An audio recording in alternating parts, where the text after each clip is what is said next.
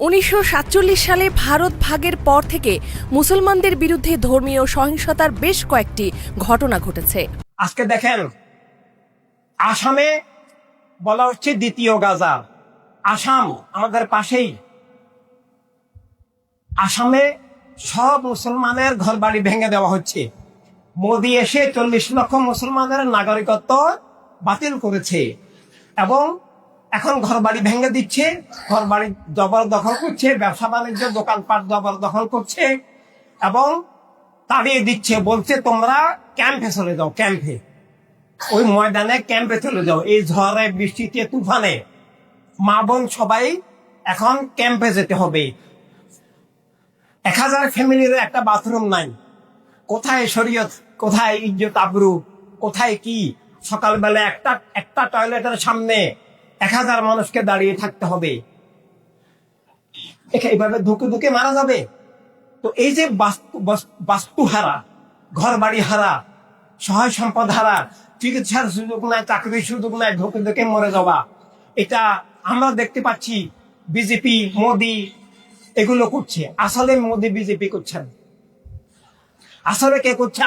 আমরা মুসলমান নামধারী, আমাদের মুসলমান নামধারী মুনাফিকরা এগুলা করেছে।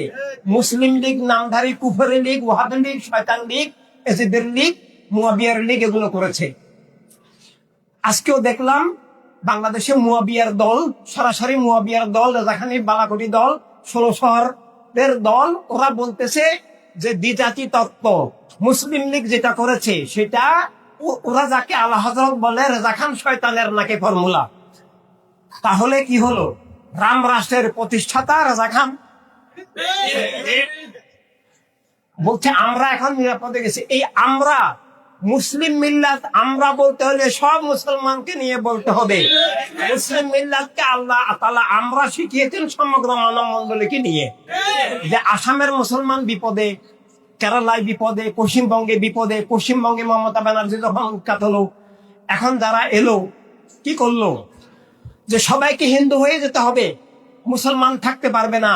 মাদ্রাসা ভাঙলো, মসজিদ ভাঙলো, মাজার ভাঙলো, খানকা ভাঙলো, অনেক মায় বোনকে হত্যা করলো, লুটতরাজ করলো, এখনো করতেছে, রানিং আছে, রানিং থাকবে।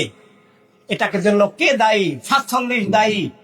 এই ফর্মুলা ওদেরকে কে দিয়েছে? এই মুসলিম লীগ নামধারী, ইসলামের শত্রু, মানবতার শত্রু, জীবনের শত্রু, রাষ্ট্রের শত্রু, সর্বোপরি আল্লাহ হাবিব সাল্লাল্লাহু আলাইহি ওয়াসাল্লামের দুশমন এই রেজাখানিরা, মুসলিম লীগ নামধারীরা, ওরাই বলেছে হিন্দুর জন্য হিন্দুস্তান। নাউজুবিল্লাহ।